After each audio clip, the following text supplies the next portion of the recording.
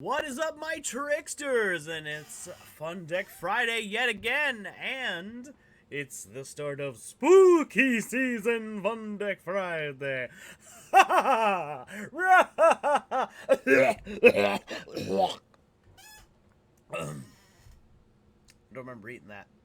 So, all jokes aside, uh, Frank is going to let you guys know how you can support the channel. Just a quick reminder, we do the deck profile towards the beginning, and then if you want to see the deck in action, like watch it do its thing, there will be replay footage at the end for you guys. That's the new way we're doing things around here, because most of you guys were just skipping it anyway and going to that stuff, so I'd much rather just have it at the end for those who actually want to, see the deck do its thing. With that being said, Frank's going to let you know how you can support the channel. Take it away, Frank.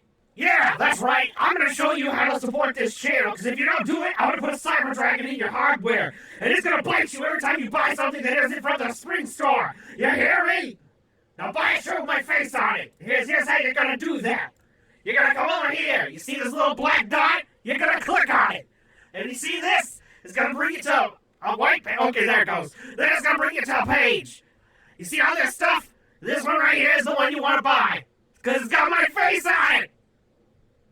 You might also be able to support this channel by, going and clicking in the description of any video and buying a sleeve from your playmats. But they don't have to, if they don't have my face on it, I'm gonna be mad about it.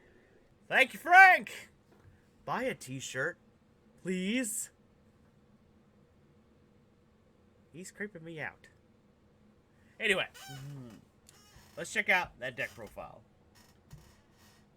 Alrighty, so this one looks very similar to the way it did last format. I've just changed a few cards around and made some things different for the way that, this current format seems to be going. So let's go over, we're going to go over the whole thing and I'll talk about it. Alright, so first of all, we got our signature Buzzsaw Shark, the bread and butter of this deck.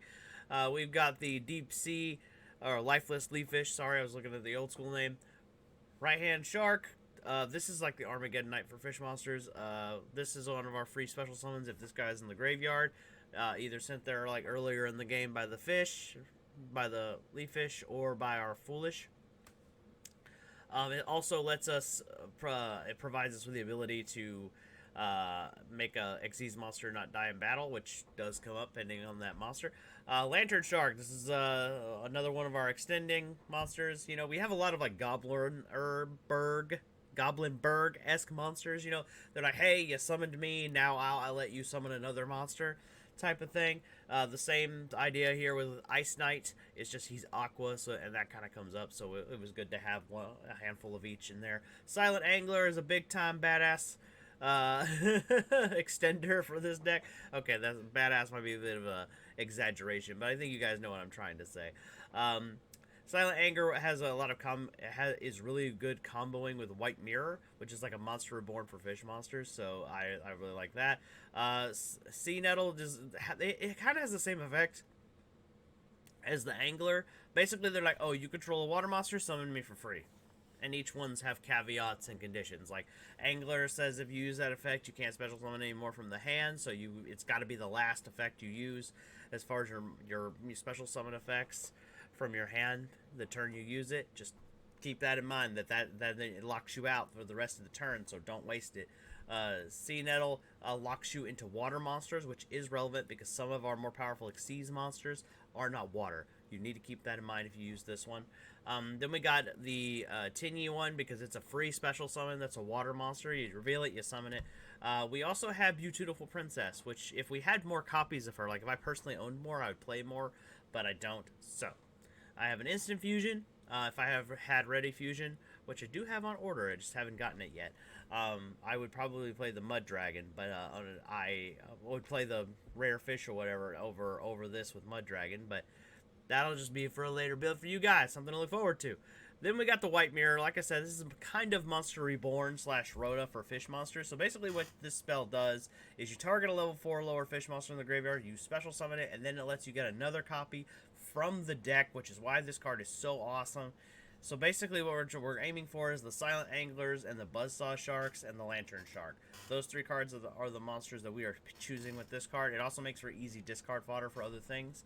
Then we got our Double Pot of Desires because even though the water monsters, water decks right now, I believe fish in particular, do have their own like draw spell per se, where you could banish a fish monster and get a draw too. I prefer this one because it kind of lets us cycle through the deck as needed, and I just really like that aspect. Upstart Goblin, it's another draw spell, and I kind of go back and forth with this card whether I want it in here as like 39 card deck, that kind of thing. Foolish, it's just to send this guy. That's the whole point. Or send another fish if like I want to combo with White Mirror. Monster Reborn, it extends. Then we got our Call by the Grave because hand traps are still a pain in the ass. I wish this was at more, but you gotta do what you gotta do. Forbidden Chalice, more monster negation. It comes up. This is another spell that you could take out and put something like Enemy Controller if that's more your prerogative. That's up to you. I still like Forbidden Chalice, so I'm still playing it. Twin Twisters is kind of the new addition to this deck because, as we've all realized, Runic and Mystic Mine didn't get banned, and with Runic's existence, I feel like I need more back row hate than I used to, so we're main decking the Twin Twisters to give us just a little extra main deck support on that front. Then we got Impermanence. This is the only hand trap in this deck, and this hand trap really is just, it's just a better Effect Veiler for this particular archetype, although Effect Veiler would work just fine if you didn't have Imperm. It rarely does the Imperm flip and negate a back row come up for me, but that's just me personally. Then we have the Gozen match because this does combo well with one of our extra deck monsters. Because let's face it, once you've turned everything into water monsters, your opponent can't do anything. So it's a really powerful combo in that aspect. Then we got the extra deck. We got our Mud Dragon. This is our instant fusion target. If instant fusion ever goes, we will switch to ready fusion and do like the fish. But I really like this one because it also blocks targeting, and that's really good. Then we got Zeus. It's the ultimate board wipe right now, so we've got a copy of him. We got the Utopia package, and the reason I have this in here is because this deck doesn't have anything that gets big really easy, and it makes it for a really easy big monster. So we got the Utopia package in here, plus anything it battles, it will be able to, like, oh cool, I'm gonna get buff, and then the opponent doesn't get to usually get to respond to I could punch over a Dragoon and they can't negate that because it's during the battle. So it's relevant in that aspect.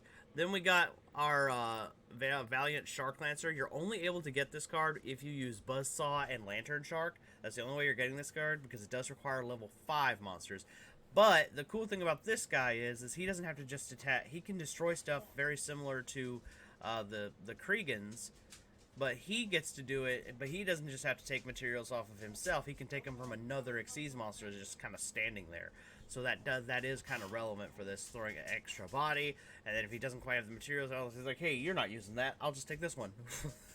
Then we got our Bahamut Sharks just to get to Toad.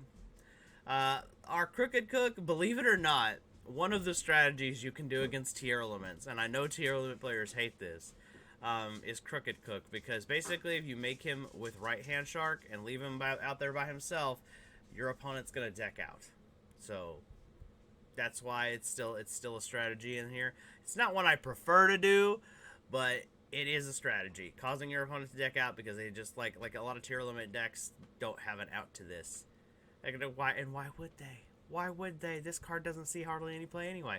Everybody else has outs to it, but tier limit has problems with it. Then we got our Tornado Dragon, back row hate, Silent Monarch. As dumb as it sounds, I still like this card. It's just kind of spot removal. And it's a water monster, so that kind of is relevant in that aspect. But you don't have to play this card if you don't want to. And then we got the Kriegans, the best water monster, the Xyz monster that's ever been created, in my opinion. Basically, it makes so much difference because one of the reasons why is because the Kriegan also does burn damage, so in time that can be relevant. Then we got the Kriegan Spawn, and basically these guys destroy water monsters, and Kriegan turns everything in the number 4 turns everything into a water monster. So that's why it combos with the Gozen match. So basically you flip Gozen match, you have this guy, your opponent basically has one monster, and more than likely it's not going to be powerful enough to stop this guy, so you win. Then we got Abyss Dweller, which we can summon uber easy in this deck, so we're a tier limit player's worst nightmare, because it's like, oh, cool, Abyss Dweller, I've turned off your entire play, and oh, your best monsters don't get fused the normal way. So, yeah.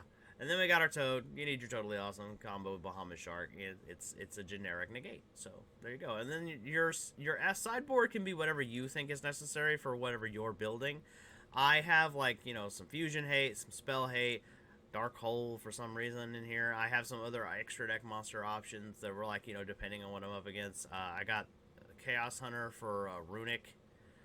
It sounds dumb, I know, but and then I got Pankratops because like I love Pankratops, so I toss it in like everything. But you do not have to do this sideboard at all. The only thing that I think I would recommend you doing is having White Howling, because this kind of screws over spell decks like the Mystic Mine and Runic. If you flip it, all you have to do is control the water monster and then like banish a spell from their graveyard, and then oh look at that, now none of the spells work for the rest of the turn.